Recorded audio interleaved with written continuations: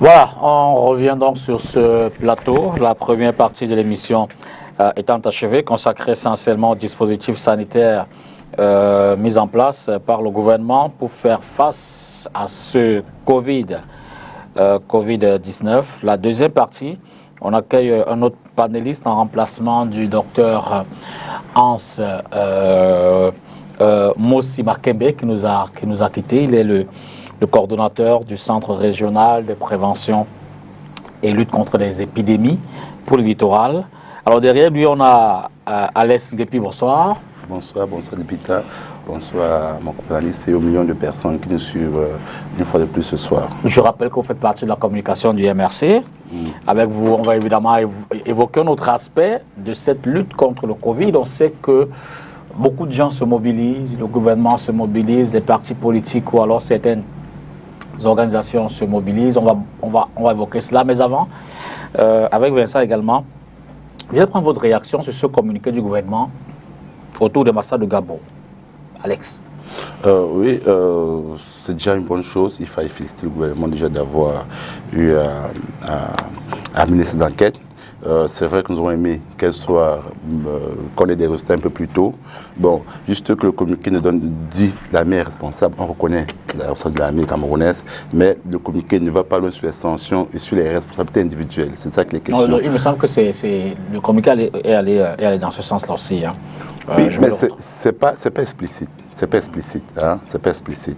Il faudrait que les sanctions réelles puissent tomber. C'est-à-dire qu'on reconnaît les responsabilités individuelles, ceux qui ont donné l'ordre de faire cela, en plus des exécutants. Donc on espère qu'il y aura une étude plus approfondie dessus et que le tribunal militaire va s'en saisir. Et il faut aussi rappeler que les médias ont été pris à partie et on a vu certains ministres de la République sortir, crier sur la société civile, crier sur les partis politiques, notamment le MRC, en disant que nous étions anti-républicains. C'est surprenant qu'aujourd'hui on vienne donner raison à ceux-là qui avaient eu à dénoncer. On a même vu un acharnement sur la communauté internationale dessus. Donc le gouvernement reconnaît sa responsabilité, mais je dis, il ne faudrait pas qu'on voit celui qui a tiré, mais on doit voir ceux qui ont donné l'ordre et qu'ils puissent vraiment avoir une enquête plus élargie afin de mieux rassurer le peuple camerounais et surtout demander des excuses au peuple camerounais,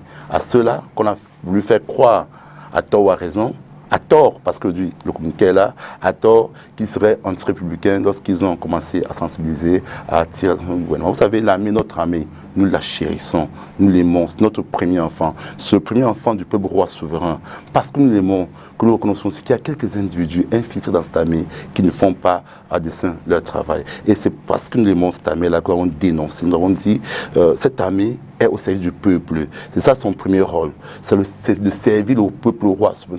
Celui qui est souverain, ce n'est pas seulement le territoire camerounais qui est inerte, non, ce sont les populations, c'est le peuple camerounais qui est souverain. Donc, lorsque certains éléments de cette armée tendent à salir l'image de l'armée, notre rôle en tant que politique, le rôle aussi de la société civile, le rôle des médias, c'est d'alerter, c'est de dire attention, il y a des gens qui sont là et qui ne servent pas valablement le roi. Ils sont là pour sécuriser le roi. Et ils ont failli. Merci que notre gouvernement l'ait reconnu. Mais je dis, il faille qu'il y ait des sanctions réelles et qu'on lance l'enquête sur les donnants qui a donné l'ordre à l'armée de le faire. Je voudrais donc préciser qu'au plan des responsabilités, la commission établit que le chef de bataillon Nyangonozé, Charles-Éric, qui est commandant du 52e bataillon d'infanterie motorisée, connaissant pourtant, bref, il était parmi les cités, il est l'un des responsables désignés. Il y a le sergent Baba Guida, il y a le gendarme Sanding Cyril, le soldat première classe Aranga, et puis les 10 membres du comité de vigilance engagés aux côtés des militaires. Et à la suite de cette enquête, le président de la République a donc demandé l'ouverture d'une procédure disciplinaire contre les personnes ci-dessus mentionnées. Et la procédure est donc en cours. Votre première réaction, je reviens à vous. Votre première réaction là-dessus, Vincent? Non, mais je crois que c'est un soulagement. C'est un soulagement pour tout le monde. Parce que vous savez, le reproche qui a souvent été fait au gouvernement, c'est de créer des commissions, c'est d'ouvrir des enquêtes qui ne sont jamais refermées.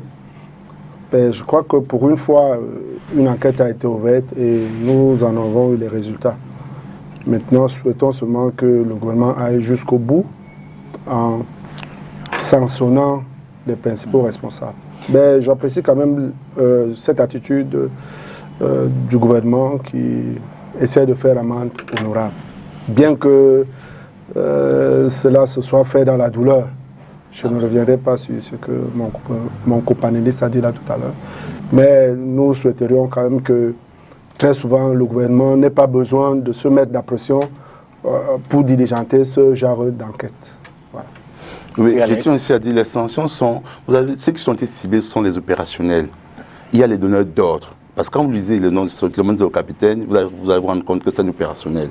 Mais une telle bavure ne peut pas avoir lieu sans qu'il y ait des commanditaires. Est-ce que ces commanditaires font partie de l'armée? Est-ce que ces commanditaires sont du cadre politique? Il faille qu'on pousse l'enquête plus loin.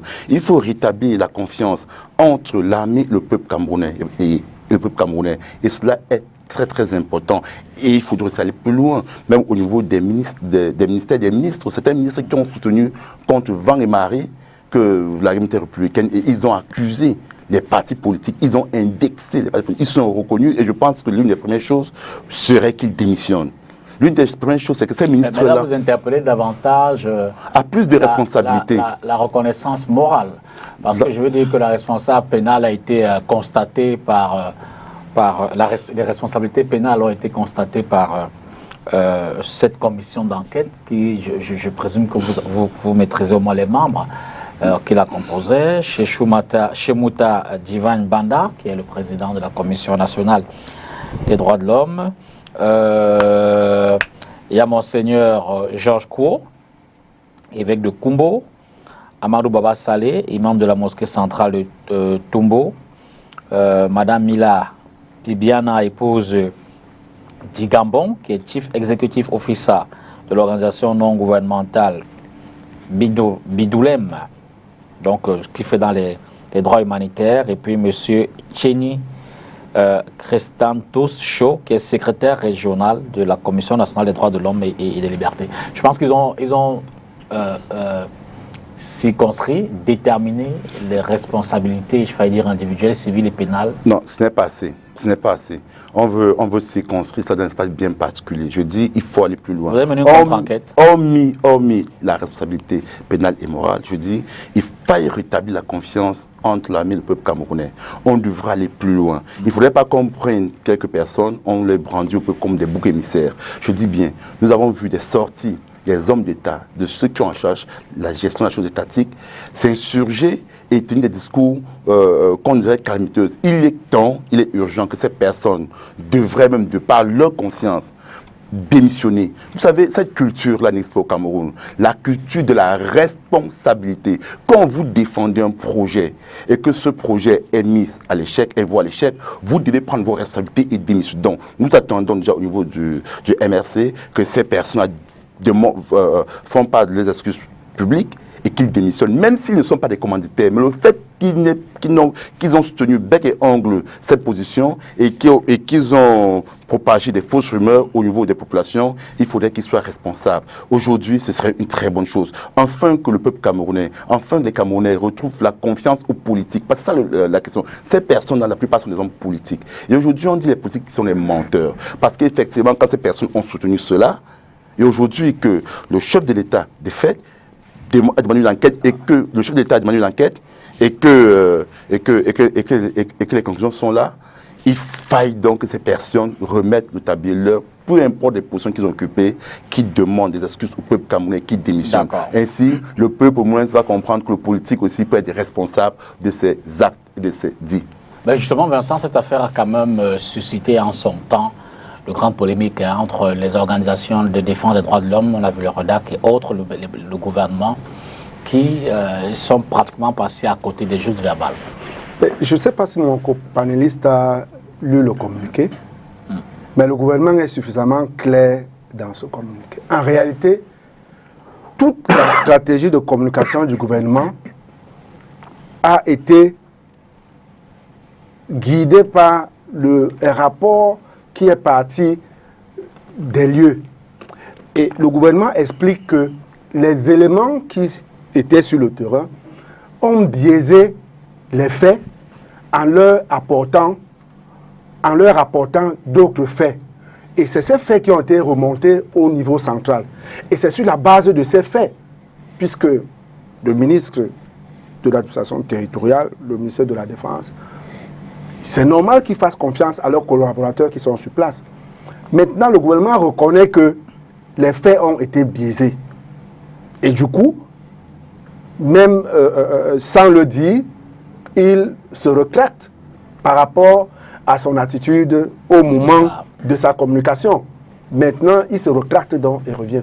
Et je crois qu'en termes de donneur d'ordre, le commandant de la Légion est directement cité et sanctionné. Et on précise pourquoi est-ce qu'on le sanctionne. C'était une mission de reconnaissance qui ne nécessitait pas qu'il y ait un front ouvert.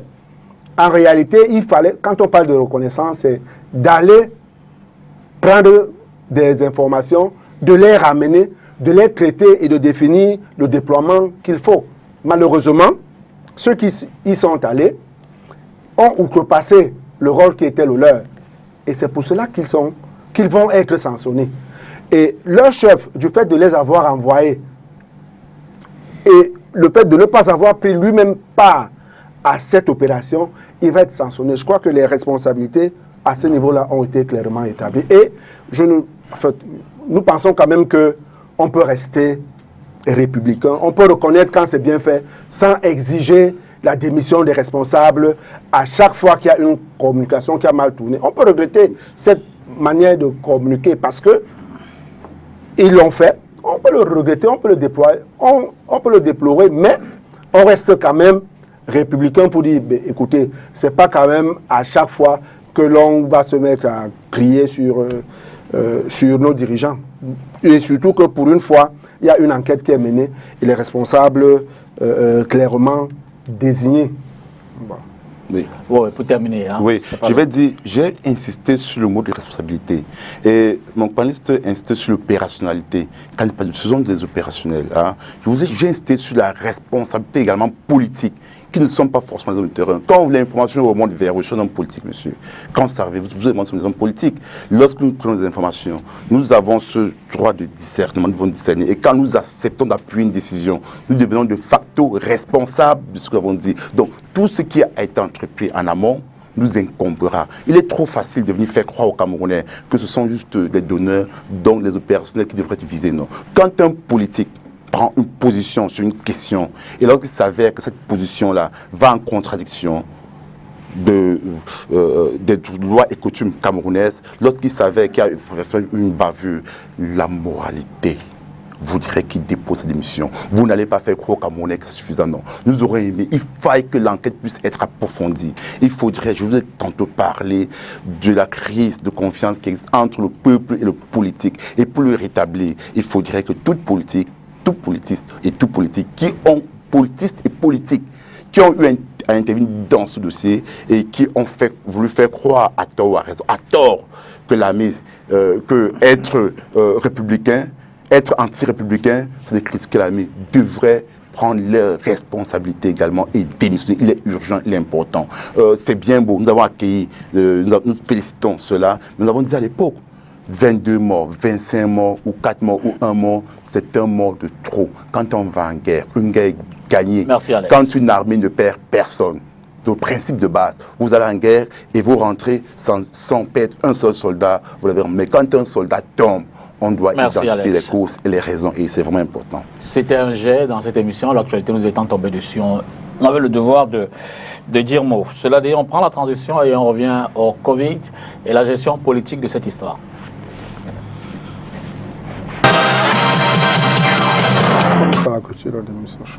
Alors, sur un autre volet, je l'ai dit, on va évoquer donc les actions qui sont menées. Déjà, on connaît les 13 mesures plus 7 prises par le gouvernement avec l'une des mentions spécifiques sur le port du masque qui est désormais obligatoire dans les espaces publics.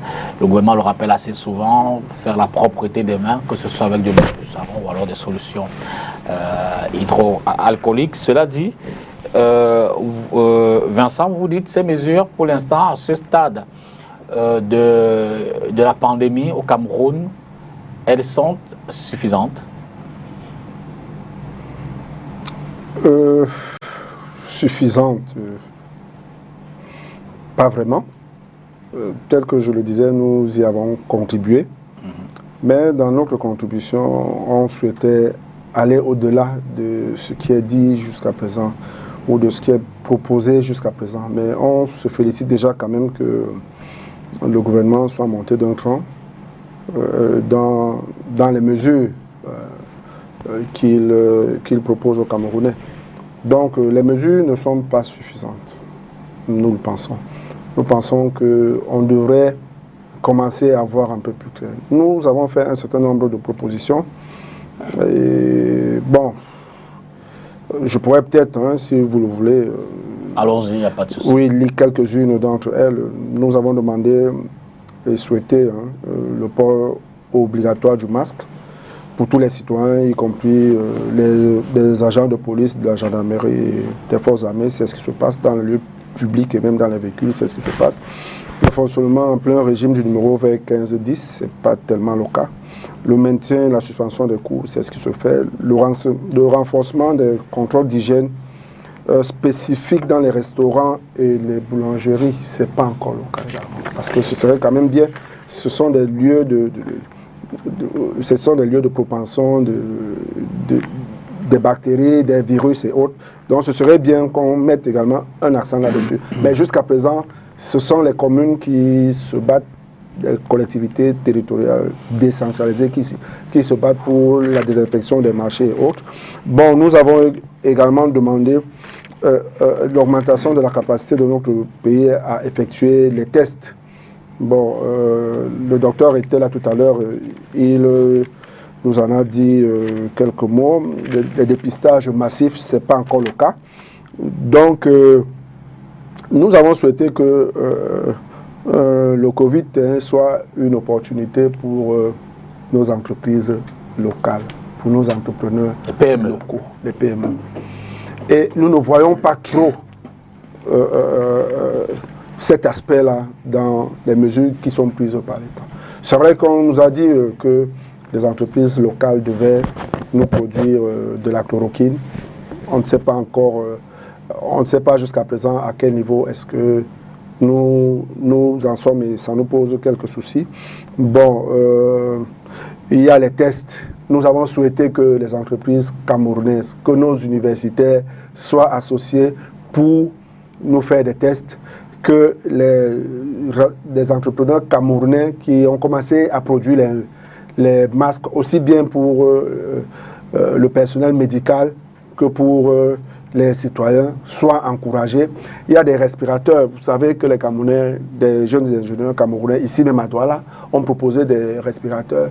C'était une aubaine pour le pouvoir de Yaoundé de les encourager à produire, de créer à cette occasion cette émulation-là qui devait empêcher que nos devises ne sortent. Mais si tout doit nous venir de l'extérieur, ce serait un peu compliqué. Donc nous pensons que les mesures jusqu'à présent ne sont pas suffisantes, bien qu'elles soient encouragées. Alex? Oui, il faille d'abord remercier l'État du Cameroun, l'autre gouvernant, d'avoir pris ces 20 mesures, 13 plus 7 mesures, parce que toute action qui vise à sauver des vies doit être, on doit faire la promotion, on doit encourager. Il faudrait reconnaître que parce que l'État, à cette époque-là, a pris ces mesures, énormément de vies ont pu être sauvées. Il faille aussi remercier les premiers soldats, ceux qui sont en champ de mire pour combattre cet ennemi qui est le Covid-19, notamment le personnel de santé dans sa grande majorité. Et quand on parle de personnel de santé, je pense particulièrement aux techniciens de surface. Celles-là qui s'en vont toujours tuer ce virus tous les jours au quotidien. Quand vous entrez dans un hôpital, ceux qui ont craché, ils portent le virus, c'est eux qui nettoient. Il faut vraiment dire un très grand merci également aux agents de sécurité. Il est aussi urgent de dire un grand merci aux infirmières. Celles-là qui souvent sont passées à l'oubli, c'est elles qui lavent, qui nettoient les malades, c'est elles qui injectent, c'est elles, et elles sont beaucoup de ces personnes en décès, mais qu'on ne spécifie pas très particulièrement. Et surtout les médecins, ceux-là qui apportent des solutions, ceux-là qui soignent, ceux-là que nous avons pris, ce sont les généraux. Hein. Ces généraux-là, nous en avons perdu il y a 3, 4 par là, il faut vraiment leur dire un grand merci et surtout aussi un grand merci à la recherche, parce que les chercheurs sont comme ceux-là qui sont en train de, sont comme des penseurs, hein, ceux-là qui sont en train de chercher des solutions, comment faire pour anéantir au maximum le Covid-19. Et parmi les chercheurs, je tiens justement à dire un merci particulier aux tradis thérapeutes, ceux-là qui nous font comprendre aujourd'hui que, écoutez, hormis la recherche scientifique conventionnelle de prendre la chloroquine et consorts, il y a par exemple l'aloe vera, il y a le gingembre, tous les médicaments, tout ce que la biopharmaceutique camerounaise peut en disposer et qui essaie d'éduquer les citoyens camerounais. Et je crois même que cela permet aussi de réduire le taux d'infection. C'est un grand merci. Mais au-delà de toutes ces choses qui ont été dites, il faudrait aussi reconnaître qu'il n'y a pas eu assez de... que ces mesures ne savaient être insuffisantes. Et ça va être insuffisant dans la mesure où on aurait pu aller loin. C'est-à-dire, il y a ce qu'on appelle la prévention sanitaire. Hein. C'est-à-dire, à partir du moment où l'OMS a dit que c'est une pandémie, dès que l'OMS a utilisé le terme pandémie, on aurait déjà dû, l'autre gouvernement aurait déjà dû convoquer tous les acteurs, que ce soit politistes, journalistes et tous les corps constitués, afin de mettre sur pied un document stratégique pour combattre le virus de Covid-19. On aurait ainsi donc fédéré le peuple, les populations autour de cela. Peut-être, au sortir de ce document, on aurait pu fermer un peu plus tôt les frontières ou un peu plus tardivement les frontières. On aurait peut-être pu commencer à éduquer avant même que la pandémie ne puisse se déclarer au Cameroun. Malheureusement, ça n'a pas été le cas parce que la prévention sanitaire entre dans la gouvernance par anticipation. Et on se rend bien compte qu'au Cameroun, nous n'avons pas cette culture d'anticiper. Il y a aussi la gouvernance réactionnaire, c'est-à-dire, il y a un décès, on prend des mesures appropriées. De ce côté-là, il faudrait remercier aussi la première action des autorités camerounaises, que quand une personne décède, tout de suite, on procède à son enterrement dans des conditions bien particulières. C'est une très bonne chose, il faut remercier. Mais là où le Cameroun excède plus, c'est dans la gouvernance par retardement, c'est-à-dire, on prend des mesures quand il y a une escale. Quand il y a des morts, on devrait peut-être apprendre à prendre des mesures un peu plus tôt. C'est pourquoi est-ce que le MRC, en tête de Dieu, le président Maurice Kamto, avait déjà édicté certaines propositions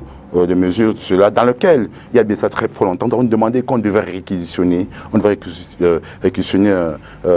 infrastructures sociales qui devaient être construites afin de confiner ces personnes-là. Cela a été fait un peu tardivement, mais quand même on l'a fait. On devrait réquisitionner les infrastructures comme les stades par exemple pour confiner ces malades. Ça a été fait. Mais juste une dénonçance, c'est quoi? C'est que aujourd'hui, on se rend compte que les gens courent plus de risques d'aller dans les hôpitaux, de choper le Covid-19 que de parler dans les hôpitaux. Parce qu'on ne peut pas mettre dans un hôpital et les malades du Covid-19 dans la même enseigne, comme à la Quintini, et ceux qui ont des maladies conventionnelles. Donc, il serait urgent, c'est-à-dire bien qu'il y ait un communiqué qui a permis qu'on puisse créer dans 5 régions des centres bien particuliers, mais il serait urgent de l'étendre. Par exemple, le stade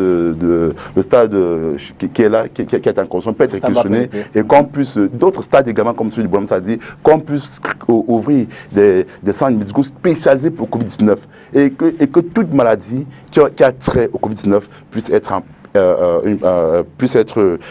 pris en charge par l'État du Cameroun. Vous avez un mot à rajouter? Non, en fait, je regrette seulement le fait, et puis je constate qu'il n'était pas dans la première partie de l'émission, parce que c'est des aspects qui ont été évoqués. Donc, grandement relevé. Je ne reviendrai pas là-dessus. Ben, cela dit, alors, au niveau des partis politiques, vous avez des actions que vous menez pour accompagner le gouvernement pour certains dans cette lutte-là. On a vu les élus du PCRN, on voit que le MRC également un ensemble d'actions initiées. Vincent, chez vous, comment concrètement ça se déroule? Ben déjà, il y a d'abord notre contribution qui a été faite au niveau du parti. Il y a un document d'une quinzaine de pages là que le parti a remis au Premier ministre lors de la rencontre du 9 avril. C'est un document qui a été présenté par l'honorable Cabral Libi, qui a été préparé par lui, par le docteur Marie Baga, médecin de la santé publique, par le docteur Kwama Mboumi, par le docteur Jean-Paulin Bissoko, M. Julien Gimkal, M. Clotaire Sadifié, M. Philippe Tchatchouan, M. Steph Nkou, ingénieur. Donc, il y a un document, il y a une proposition que nous avons faite à ce niveau-là. Et tel que je le disais tantôt, il y a un certain nombre de mesures que nous avons proposées et qui ont été effectivement prises en son compte par l'État. Bon, donc cette rencontre, d'ailleurs, ce n'était pas seulement le PCRN, c'était dans le cadre de la rencontre prévue entre les partis politiques présents à l'Assemblée nationale avec le Premier ministre. Mais à côté de ça, il y a les actions de nos élus. Et tel que vous l'avez relevé, aujourd'hui d'ailleurs, il y a une action qui a commencé dans la Salaga maritime par l'honorable Biba, qui va se poursuivre tout le long de cette semaine. Il y a l'honorable Nouran qui continue également dans ce cadre-là, et tous les autres élus dans leurs communes respectives qui sont en train de se battre. Vous voyez par exemple à Ezeka, il y a le maire d'Ezeka qui a lancé une vaste campagne d'hygiène et de salubrité. Vous savez que c'est aussi une maladie de la saleté. Donc, nous profitons de cette occasion pour désinfecter, pour essayer de mettre un peu d'ordre. Et puis maintenant, dans les différents exécutifs communaux où nous sommes présents, je vous ai dit dans le cadre de la commune de Douala-Croix, les élus du PCRN, les militants du PCRN se sont rendus disponibles pour sensibiliser. Et ce n'est pas seulement à Douala, vous avez vu le maire de Douala, 5e, le 6e adjoint au maire, le maire Bion qui a cédé son salaire pour participer à la lutte contre le Covid, au-delà de toutes les autres actions qui sont menées au niveau du parti. Donc le PCRN estime qu'il doit également mettre sa main à la pâte, parce que nous l'avons dit, et nous ne cesserons jamais de le dire, cette pandémie qui frappe en plein notre pays nous met dans une situation de guerre et aucune ressource n'est de trop. Donc le PCRN apporte sa contribution. Vous n'avez pas de difficultés dans ce déploiement-là Les difficultés, non. Bon, les difficultés ne peuvent pas manquer, mais sauf que sur le plan administratif, on n'a pas de difficulté, ça il faut le dire. On se déploie autant qu'on peut et on se déploie avec les moyens qui sont les nôtres. Voilà, donc il n'y a pas de difficulté particulière. Alex, dans le déploiement? Oui, dans le déploiement, déjà, au niveau du mouvement Pensant du Cameroun, le MRC, nous avons commencé déjà par distribuer des gels afin de respecter les mesures barrières édictées par l'État, c'est-à-dire laver les mains, les gels hydroalcooliques que nous avons commencé à distribuer.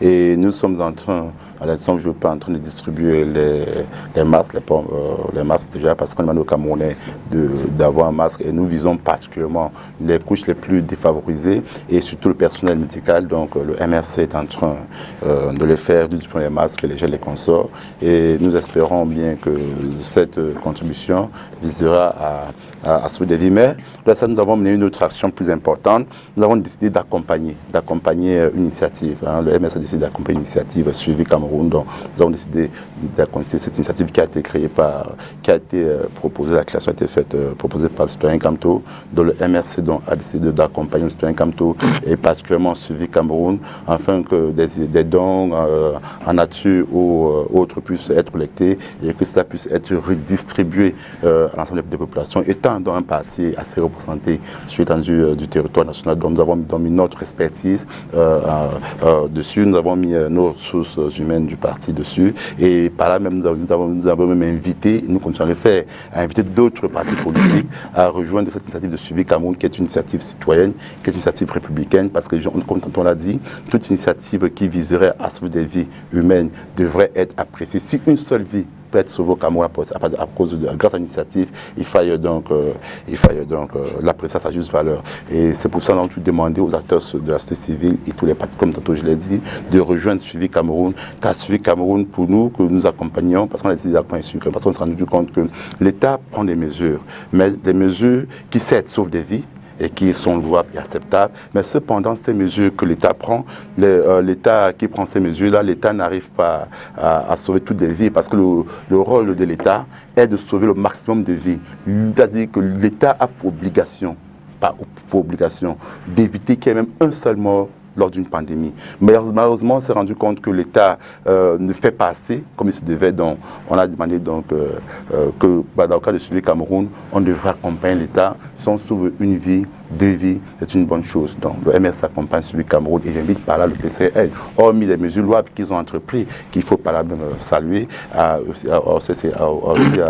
accompagner Suivi Cameroun et que leurs élus aussi qui seront représentants nationaux puissent accompagner. Mais quelque chose me dérange un peu. Le 9 avril, je tiens à revenir dessus parce que ça me tient à cœur, c'est que le 9 avril, on a reçu juste les partis représentants nationaux. Aucun texte de loi ne précise qui on doit recevoir. Parce qu'on a pris la loi de finances de 2000 des partis politiques, qui disait que quand vous avez des élus au niveau de l'Assemblée, vous bénéficiez de certaines choses. Mais aucun texte ne l'a prévu. S'il fallait aller dans ce sens-là, le Premier ministre aurait pu recevoir déjà aussi les partis qui ont eu... Vous faites bien de dire qu'aucun texte ne les prévoit, donc laissez le loisir à celui qui a besoin d'aide éventuellement de consulter. Non, j'arrive pas qu'il veut. Le problème c'est qu'on veut sauver des vies et on ne doit pas politiser cela. Parce que, permettez-moi, monsieur le député, j'arrive, c'est que si on va dans ce sens-là, on aurait pu recevoir aussi les partis qui ont eu 5%. Parce que le financement, c'est pas 5%. On aurait pu recevoir. Mais je veux dire que, en fait, je pense, je suis pas dans le gouvernement, mais je pense qu'ils ont défini les critères. Ils ont défini les critères parce qu'eux, ils connaissent le besoin. C'est le gouvernement. Oui. Je présume qu'ils ont évalué le besoin. Peut-être que l'évaluation a été en deçà de la demande. Peut-être que ce n'est pas parfait. Mais à partir du moment où ils évaluent le besoin et qu'ils définissent ce qu'il y a à apporter comme solution, ils se retournent vers ceux vers qui ils estiment qu'ils peuvent être en capacité de leur apporter un soutien. Non? Ils ont quoi pour mesurer cette capacité? Est-ce que parce qu'on est président national qu'on aurait l'incapacité? Par exemple, je vais plus loin. Un parti politique peut avoir 25 mairies et ne pas être représentant national et vous le contactez pas alors qu'il y a une assise nationale élaborée. Oui, mais donc c'est pour dire justement... Je vous comprends. Je comprends très bien. Je comprends le procès que vous faites au gouvernement dans ce sens-là. Ce n'est pas un procès, c'est une remarque. C'est une remarque parce que si on va dans ce sens aussi, c'est le même mandat qui va changer, c'est-à-dire que vous avez eu l'élection présidentielle et qu'il y a un candidat qui arrivé parmi deuxième, qui est une assise nationale véritablement reconnue, dont on aurait aussi pu inviter cette personne, ce parti politique. Donc, c'était un peu cette cacophonie, c'était un peu cette politisation de la chose, alors qu'au Covid-19, on ne devrait plus être dans un concept politique. On devrait juste chercher à sauver des vies et inviter un maximum de Camerounais, même comme ce document de prévention sanitaire que j'ai eu annoncé plus haut, aurait dû être fait un peu en amont, mais on peut le faire en aval, c'est-à-dire on aurait dû donc mettre sur pied ce document. Malheureusement, on est sorti sans véritable document. Les partis ont fait des propositions, mais où le document stratégique pour confédérer les camps? Parce qu'il y a une crise qui existe aujourd'hui, une crise entre les pouvoirs publics et les populations. Donc, ça aurait été une occasion de créer ce document. Monsieur le député, vous inviter, vous de partir d'action, vous sensibiliser, afin que vous, monsieur le député, vous puissiez mieux dire au gouvernement camerounais des mesures préventives à prendre. Nous avons vu dernièrement la sortie du chef de l'État. Nous avons un peu frustré, nous avons dit que c'est une bonne chose qui puisse sortir, mais nous avons été frustrés parce qu'on voit l'ambassadeur français avait abhorré un masque. Attention. Mais permettez-moi, oui, je sais, non, je suis la sensibilisation. La sensibilisation. Détrompez-vous. Nous aurions aimé qu'il aborde un masque et qu'il a aussi ses mains pas sensibilisé. Ce n'est pas le sujet. Par exemple. Vous voulez intervenir? Oui. Je souhaite que mon copanéliste reste cohérent parce qu'il a dit qu'il ne faut pas qu'on politise la lutte contre le Covid. Et je pense qu'un parti politique n'a pas besoin d'une invitation particulière pour apporter sa contribution à la lutte contre le Covid. Le MSC, pour ne pas le citer, avait tout le loisir de faire les propositions qui lui semblaient les plus opportunes à l'endroit du gouvernement qui les aurait, j'estime, qui les aurait accueillis et maintenant aurait apprécié l'opportunité de les prendre en compte ou pas. Encore que pour la plupart, la majorité des partis politiques qui ont apporté leur contribution ont exactement touché les mêmes points. je ne voudrais pas citer ici d'autres partis politiques qui ne sont pas à l'Assemblée nationale, mais qui ont apporté leur contribution. Et puis j'avais Franklin Difo. Voilà. Et puis c'est disponible, cela, par exemple. sans revendiquer... Joshua aussi. Voilà, sans revendiquer une quelconque reconnaissance de la part du gouvernement. Oui, sur la question, je tiens à rappeler, il est allé là, il y a un document qui datait du 9 avril, je tiens à rappeler quand on apporte des solutions, ce n'est pas d'aller rencontrer le Premier ministre du remettre un document, non. Le professeur Kamto a fait des sorties bien avant, dans lesquelles il avait déjà fait part des propositions, des solutions. Alex. Donc quand le président Kamto, par exemple, fait une sortie, le MSC fait une sortie, le président Kamto fait une sortie, et qui dit, voici des solutions que nous donnons, je ne sais pas pourquoi est-ce qu'on va encore dire à propos des solutions. Non, bien avant le 9 avril, nous avons déjà apporté ces solutions-là. Vous proposez des choses et c'est le gouvernement qui est mandaté pour apprécier l'opportunité ou non de les recueillir, vos propositions. Non? Oui, voilà pourquoi donc je précise que le fait de dire qu'il faudrait nous avons des solutions bien avant le 9 avril. Malheureusement, nous nous rendons compte que nos solutions d'ailleurs sont en train d'être prises en compte. Mais elles sont, mais seulement le processus qui voudrait qu'elles puissent être prises en compte ne sont pas vraiment respectés. Par exemple, les logements sociaux qu'on a eu qu'on a vu aujourd'hui, le MSC a parlé de ça bien longtemps. Nous avons parlé par exemple de récupérer des stades pour le CHAN, enfin de créer par exemple des hôpitaux, de distinguer les hôpitaux qui devraient recevoir les malades du Covid-19 et ceux des maladies conventionnelles. Ce sont les choses que nous avons apportées. Bon, aujourd'hui, elles se mettent en place, mais nous, nous offusquons de la lenteur. C'est-à-dire que plus on prend du temps pour le faire, les gens continuent à mourir. Donc nous souhaitons que le gouvernement camerounais puisse accélérer cela. Il y avait le docteur Mossi tout à l'heure qui essayait de nous donner le niveau d'avancement de ces éléments-là. Alors vous, comment vous déployez sur le terrain au MRC? Déjà, le MRC est un parti. Sur le plan de l'accompagnement des populations dans la lutte contre le Covid. Oui, nous faisons cela de deux manières. D'abord, en tant que parti politique, directement, nous sommes un parti assez représenté au niveau du territoire national. Par exemple, vous savez que je suis le département régional du MRC pour la Vindem. Pour la Vindem, c'est dans le sud profond. C'est-à-dire carrément, par exemple, au Lamzé, qui est la frontière entre le Gabon, entre la Guinée équatoriale et le Cameroun. Vous avez par exemple Kiosi, qui est Gabon, Guinée équatoriale, Cameroun et j'en passe. Ambam et Man, par exemple. Donc, nous avons une équipe solide là-bas, nous avons des communautés qui sont là, donc qui ont en charge de sensibiliser les populations. Parce que pour un tel combat, la sensibilisation est un facteur important. Ce débat que nous faisons, nous sensibilisons, n'est-ce pas? Donc, nous sommes en train de sensibiliser.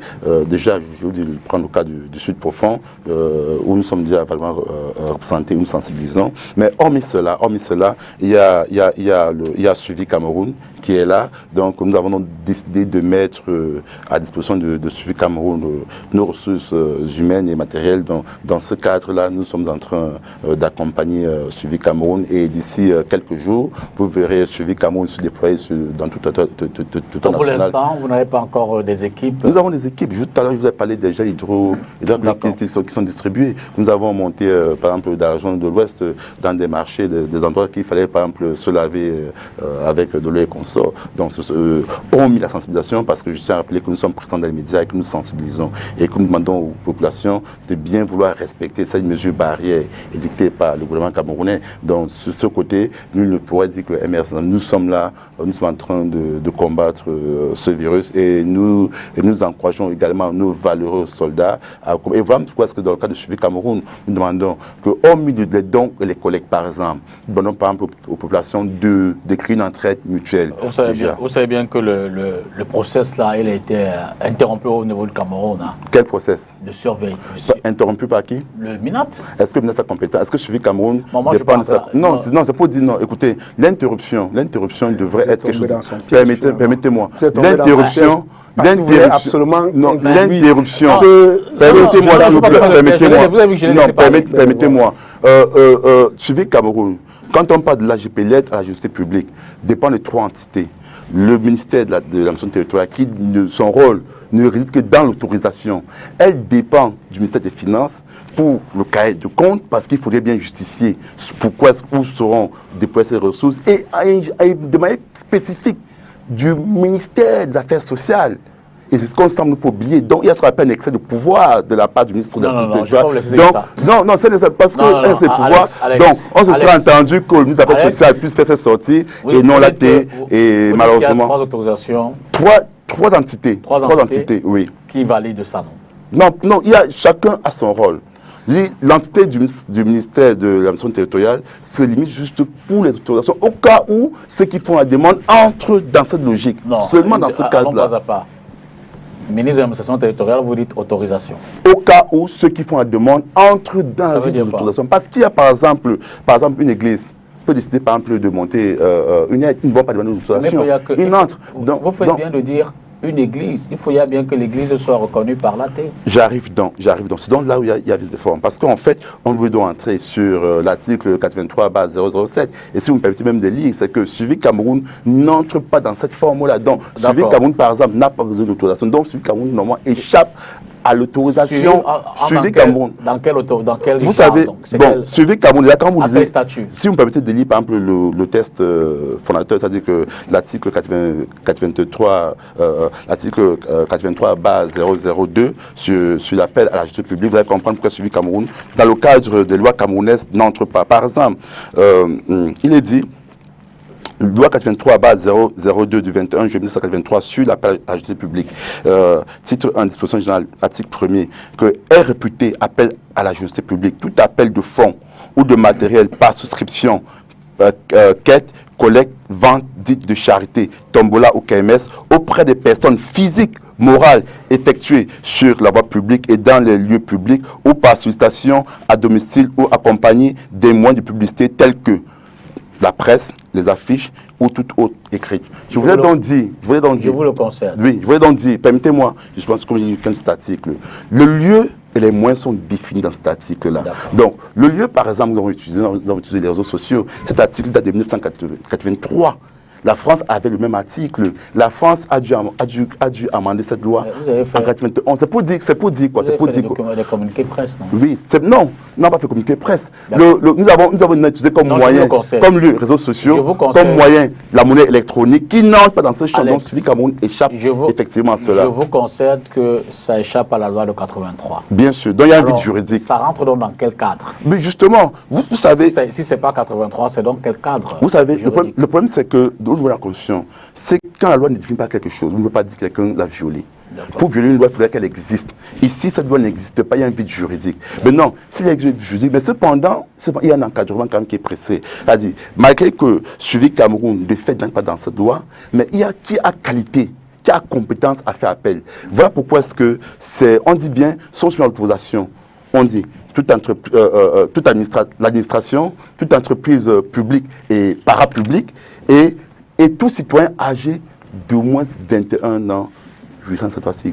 Ça, c'est la 83. Oui, 83. Le citoyen, donc dans ce cadre-là, pour faire une demande d'appel, donc pour prescrire cela, le citoyen comme tout a plus de 21 ans. C'est quel article? Non, ça c'est l'article 2. C'est l'article, oui.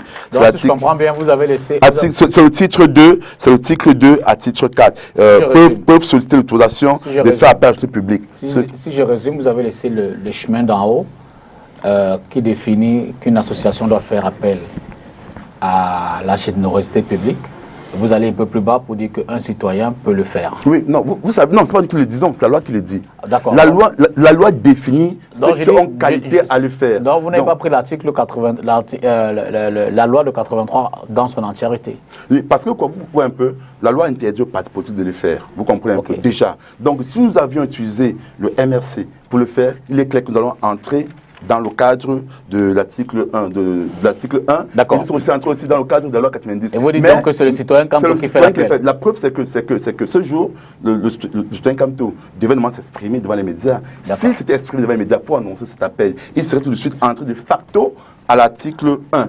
Mais alors, le citoyen Kamto n'a pas fait de communiqué. Vous vous rappelez bien ça juste un vendredi. Le citoyen Kamto est passé par les réseaux sociaux. D'accord. Tout de suite, il échappait donc à cela. Et le citoyen Kamto, donc, lui, il fait un appel à travers Survival. Non, il a fait un appel en demandant qu'il y ait une création de Suivi Cameroun. Effectivement, et c'est pour ça que lors de son communiqué, vous n'avez ni vu, c'est donc pour ça que j'insiste. C'est donc pour ça que j'insiste. Ce n'est plus le citoyen qui fait l'appel. C'est le citoyen. La loi demande un citoyen âgé de 21 ans. D'accord. Et quand ça donc fait cet appel, la loi n'interdit pas aux partis politiques d'accompagner. Il y a le volet accompagnement, donc nous accompagnons dans le suivi Cameroun, dans cela, la loi n'empêche pas. Bon, parce que ceux qui disent que MS a violé la loi, ne vous dites pas clairement ce qui a été violé. Bon, et le ministre, le MINAT, qui dit que c'est la loi de 83, vous continuez votre process. Bon, d'accord, non, j'arrive. Vous savez, nous aurons aimé, il y a ce qu'on appelle 2 poids 2 mesures, nous aurons aimé, lors de sa sortie, que le ministre d'abord, parce qu'on dit toute administration, ceux qui doivent faire appel, on dit toute administration ou établissement public ou parapublic, nous aurons aimé d'abord que l'administration camerounaise qui a fait appel, et on dit dans le décret de 425... Est-ce que ça fait appel? Non, permettez-moi. Dans le décret de 425, il est dit comment faire pour avoir l'autorisation. Et quand on voit l'administration camerounaise qui a utilisé la presse écrite pour lancer, pour monter le fonds à la société nationale, on aurait aimé que gouvernemental pour la société nationale... C'est un compte spécial. Non, peu importe. On dit toute administration, l'autorisation. Toute administration, nous aurions aimé qu'ils nous disent que voici l'autorisation que j'ai remis. Permettez-moi s'il vous plaît, c'est ça le fond du sujet. Nous aurions aimé qu'ils nous disent que voici l'autorisation que j'ai remis pour l'administration camerounaise de faire appel. La loi le dit. Non, donc toute administration, malheureusement, il s'avère donc qu'on évite le débat. De dire que est-ce que l'administration camerounaise qui a eu à monter cela a une autorisation. Et on veut faire croire que c'est... Non, la loi... Est-ce que le gouvernement a fait un appel au fond? Qu'est-ce qui s'est passé? Qui a fait appel au fond? Le gouvernement a créé un compte spécial. Oui. Il n'a pas fait un appel. Bon, oui, et quand les hommes d'affaires mettent de l'argent, ça fait... Il a justement créé un compte spécial orienté vers le soutien. Non, monsieur Dipita, il ne faut pas qu'on pervertisse la réalité, ok? Permettez-moi, juste pour chuter. Pour dire qu'on a vu les entreprises, on a vu le gouvernement demander de l'aide aux entreprises pour qu'ils mettent dans ce fonds. Je reviens à vous. Ça veut dire un fonds de société nationale. Les entreprises... Maintenant, on aurait aimé qu'Atandi nous donne aussi l'autorisation gouvernementale avant de dire... Non, ce que je veux dire, moi, sur le gouvernement, on est tous d'accord. Le gouvernement a créé un compte spécial. C'est l'autorisation. Non, c'est l'autorisation. Monsieur, ne jouons pas avec les mots. Ne jouons pas. Le compte n'est que le bien de collecte. Alex, c'est ça la question. Vous ne voulez pas me laisser parler. Allez-y. Le gouvernement a créé un compte spécial. Non, ce n'est pas juste le compte que le gouvernement a créé.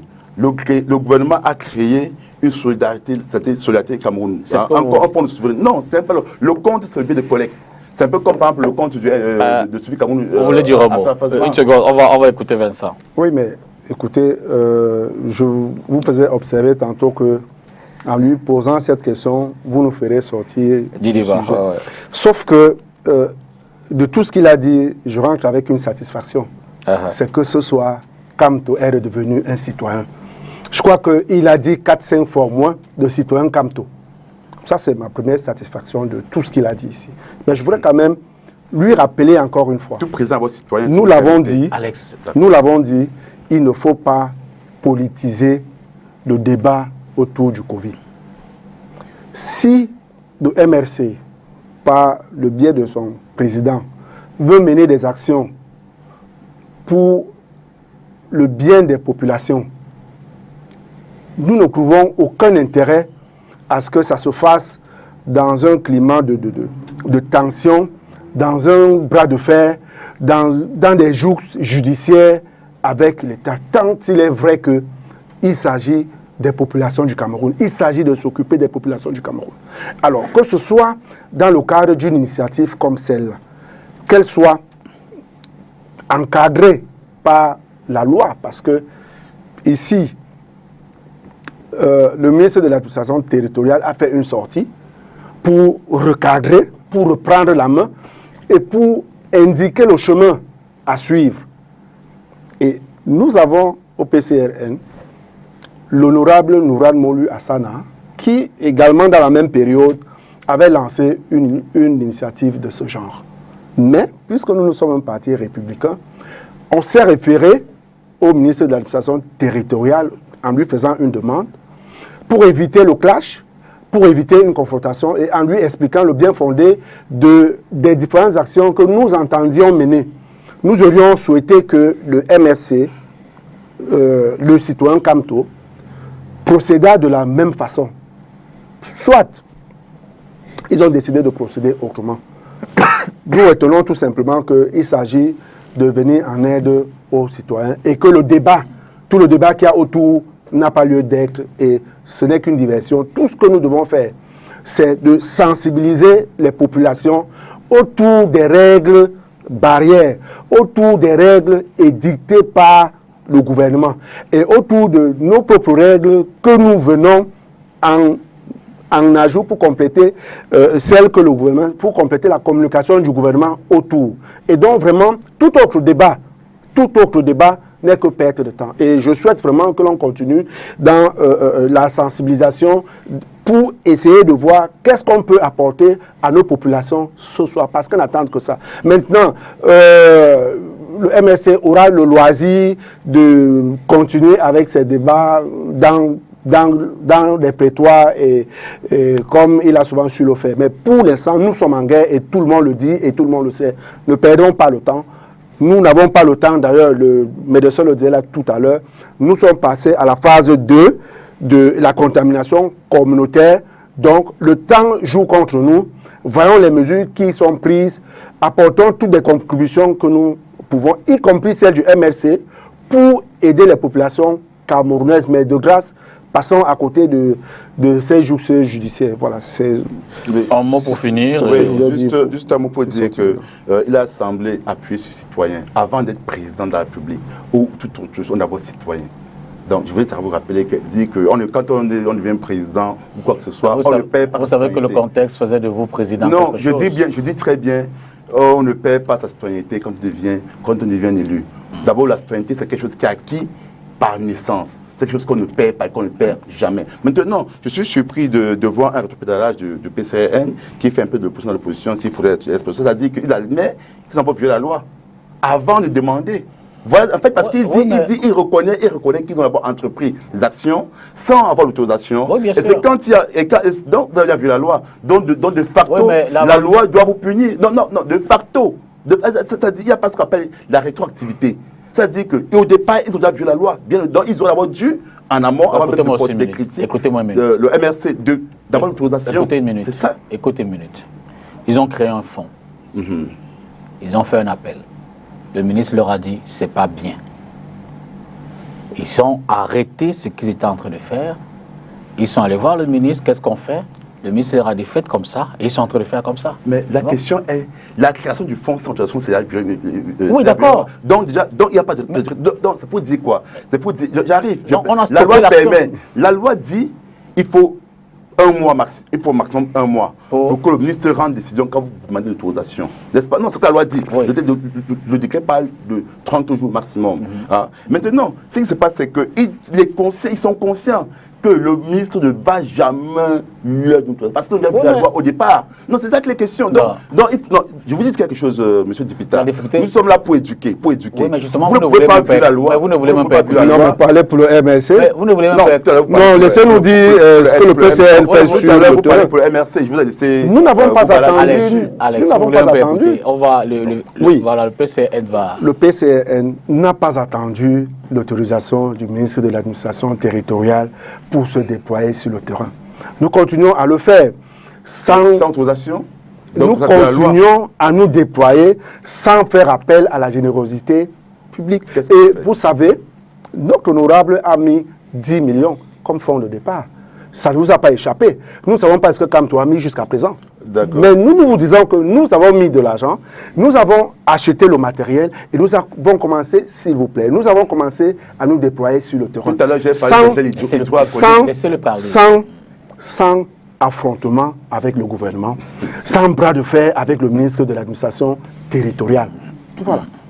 Monsieur le député, je me rends compte qu'il y a un ping-pong qui se passe là. Tout à l'heure, j'ai eu à dire que le MRC, dans le cas où le MRC déjà distribuait des gels hydroalcooliques, pas de fonds propres du MRC. Donc nous, du MRC, avions mis vous voyez bien que cette action... Mais on ne nous a pas reproché le fait qu'ils le font au PCN. Mais on nous a reproché le fait qu'ils demandent des dons. C'est des dons élects. Dons matériels ou immatériels. C'est ça que les questions. Vous voyez bien que vous distribuez des produits sur les solutions hydroalcooliques. Oui. sans qu'il y ait de problème. Non, justement, parce qu'un parti peut avoir le rôle social. Le problème, c'est l'appel à la générosité publique. C'est-à-dire un parti peut prendre ses fonds. Comme vous, monsieur le député, vous décidez que moi, monsieur le député, je vais prendre 5 millions de francs CFA et aider le Cameroun. La loi ne vous empêchera pas. Mais le problème, ça sont les fonds du parti, ce n'est pas... Non, oui, effectivement. Mais le problème, c'est que ce n'est pas ce qui a été reproché au PCRN. Ce qui a été reproché au PCRN, c'est qu'ils ont demandé des dons. Ils ont fait une levée et ils ont eu des dons en nature. Parce que la loi ne spécifie pas, on parle des dons élects. Donc, si par exemple, je donne au PCRN a eu des dons en nature. Ils ont levé des dons en nature. C'est ça qu'on a reproché.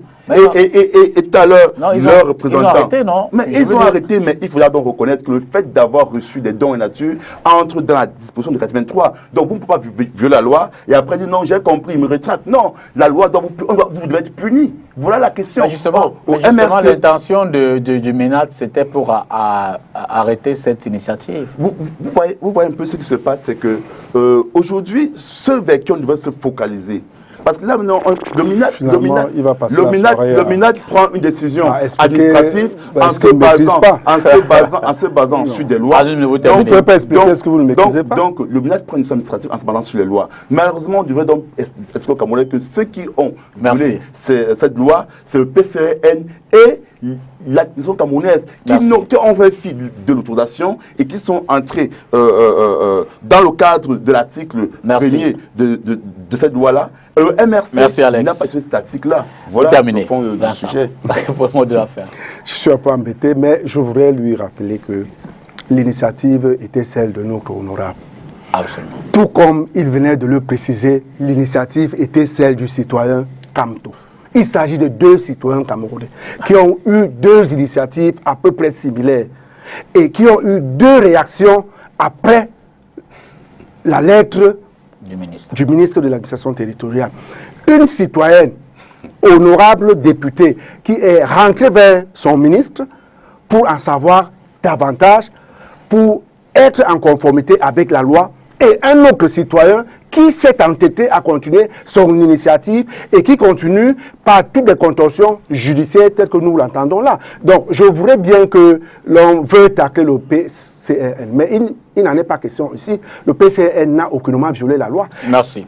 Jusqu'au moment où le ministre fait sa sortie, rien n'est encore initié. Juste l'initiative. Rien n'est encore fait sur le terrain en ce moment précis.